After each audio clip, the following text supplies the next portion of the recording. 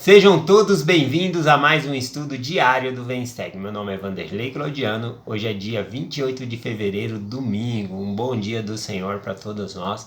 Hoje eu vou compartilhar com vocês Doutrina e Convênio, seção 18, o versículo 2 e 3 aqui. Essa revelação, seção 18, foi dada diretamente ali para Oliver Cowdery e David Whitmer. Esses dois versículos aqui falam diretamente para Oliver Cowdery, é o que o Senhor diz aqui. Eis que te manifestei por meu espírito em muitas ocasiões, que as coisas que escreveste são verdadeiras, portanto sabe que são verdadeiras. E se tu sabes que são verdadeiras, eis que te dou um mandamento, de que confie nas coisas que estão escritas. Bom, então nós podemos ver aqui que o Senhor, ele fala a Oliver Cowdery, se ele acredita que o livro de Mormon é verdadeiro, né? As coisas que ele escreveu, que está no livro de Mormon. Então, o Senhor falou, eu te manifestei em muitas ocasiões de que essas coisas são verdadeiras. E se essas coisas são verdadeiras, eu te dou um mandamento que procure acreditar nessas coisas. Então, quando ele fala acreditar nessas coisas, é colocar em prática na sua vida, guardar os mandamentos que estão dentro do livro de Mormon. Bom, então é interessante quando o Senhor fala com ele dessa maneira. Eu vou ler aqui o versículo 9 também, mas eu quero compartilhar que muitas vezes o que nós lemos na Escritura, mesmo que esteja no geral ou especificamente para uma pessoa, conforme está aqui para Oliver Cowdery, quando nós estudamos as Escrituras pelo Espírito de Deus, pelo Espírito Santo, a Escritura ela é personalizada para nós, tá bom? É aquilo que nós sentimos para a nossa vida que vai valer, é isso que eu devo tomar na minha vida. Bom, então, dessa maneira, o Espírito Santo faz as Escrituras ficarem personalizadas pessoalmente, né, íntimo e pessoalmente para cada um de nós. O versículo 9, ele fala aqui tanto para Oliver Cowdery como para David Whitmer. Diz assim, e agora, Oliver Cowdery, dirige-me a ti também, David Whitmer, por meio de mandamento. Pois eis que ordeno a todos os homens em todos os lugares que se arrependam. Bom, então podemos ver que o Senhor ele falou aqui a Oliver Cowdery e a David Whitmer, falo por meio de mandamento. E eu posso pegar esse versículo e dizer, tem coisas que Deus fala que não é mandamento, então será que às vezes o Senhor está dando um conselho? Então, eu gostaria de explicar um pouquinho sobre isso, tá bom?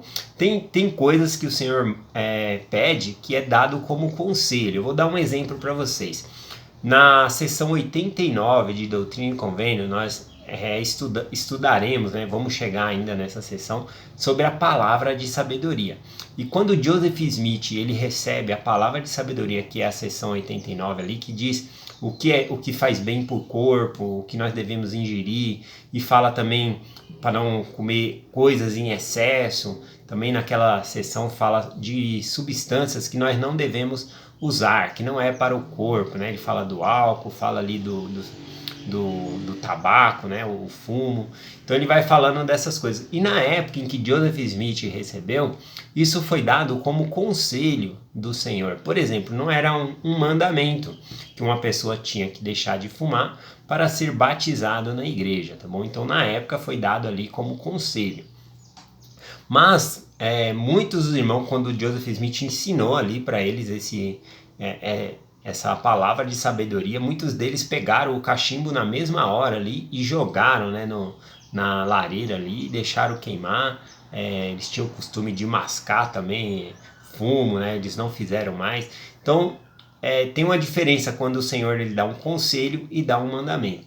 Mas eu já aprendi também que quando nós temos testemunho, né, de um profeta e ele nos dá um conselho, nós tomamos em nossa vida como mandamento, tá bom?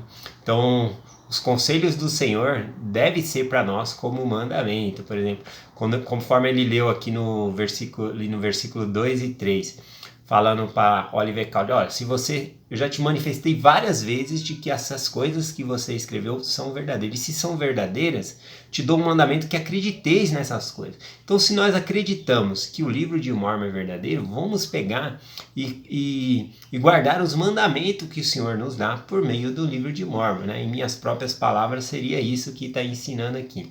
Então, para falar um pouquinho sobre mandamentos e conselhos personalizados que o Senhor deu aí em outras épocas, eu trouxe aqui do livro de Juízes,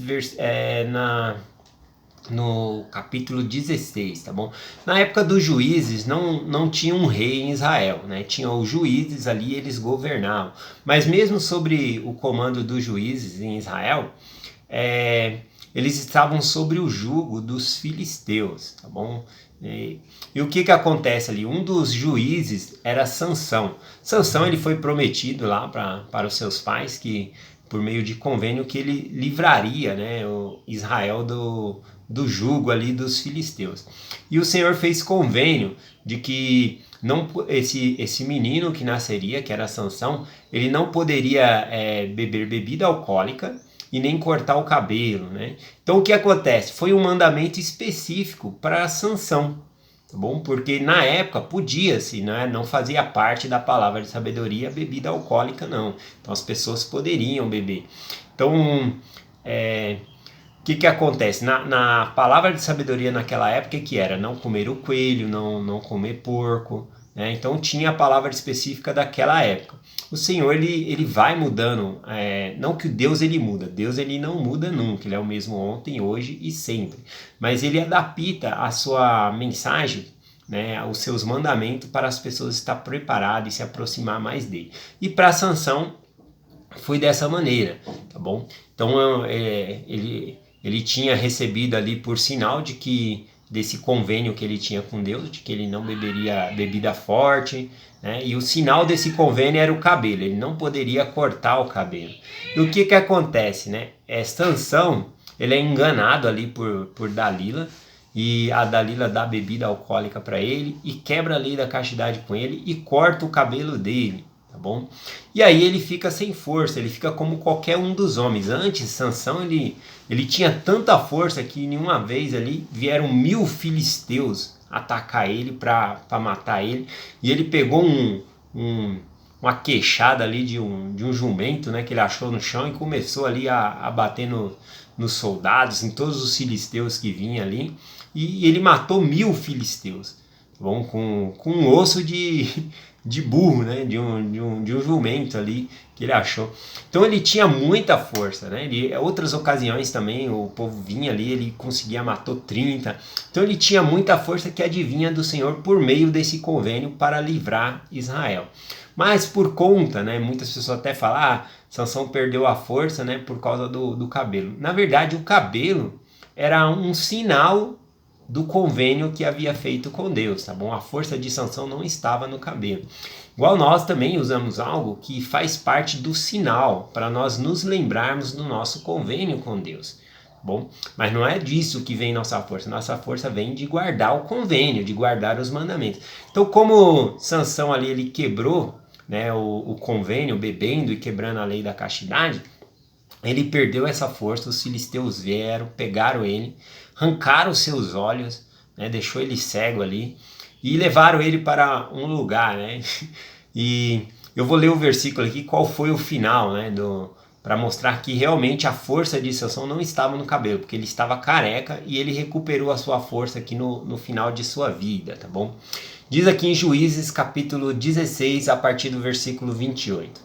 E então Sansão clamou ao Senhor e disse-lhe: Senhor Deus, peço-te que te lembres de mim e fortalece-me só agora, mais essa vez, ó Deus, para que de uma vez eu me vingue dos filisteus pelos meus olhos. E abraçou-se, pois, Sansão com as duas colunas do meio. Bom, um pouquinho mais para cima fala que ele estava sem os olhos e ele pede para um menino, né, levar ele até o meio ali da casa. Aqui fala casa, né, mas era como se fosse um monumento muito grande, porque tinha muitos filisteus ali dentro daquele... É como se fosse um domo, né, uma estrutura muito grande ali, como se fosse um estádio, mas fechado por cima ali. Tinha duas colunas ali que sustentava toda aquele monumento, aquela casa grande, né, vamos dizer assim. Então ele pede para o menino levar ele até o meio ali, onde estão as colunas. E aí continua o versículo assim. E abraçou-se, pois, Sansão com as duas colunas do meio, em que se sustinha a casa, e arrimou-se sobre eles, com a sua mão direita numa das suas, e na esquerda na outra. E disse Sansão: morra com os filisteus. E inclinou-se com força, e a casa caiu sobre os príncipes e sobre todo o povo que nela havia. E foram mais os mortos que matou na sua vida do que em outra ocasião. Então tinha muito filisteus ali, ele conseguiu ali, ele morreu também, né? Mas ele recuperou a força dele para se vingar ali dos filisteus e livrar Israel também ali do jugo. Então nós podemos ver que o Senhor lhe dá mandamentos específicos às vezes para nós, tá bom? E eu aconselho, antes de buscar ali mandamentos específicos para nós, que nós possamos guardar o que nós já sabemos que é verdadeiro, como o Senhor disse a Oliver Cowdery. Se você já sabe, muitas vezes eu te manifestei que esse livro é verdadeiro, o que está escrito é verdadeiro, eu te dou um mandamento que cumpra essas coisas. Tá bom? Então é essa a mensagem que eu quero compartilhar com vocês hoje, em nome de Jesus Cristo. Amém. Até amanhã.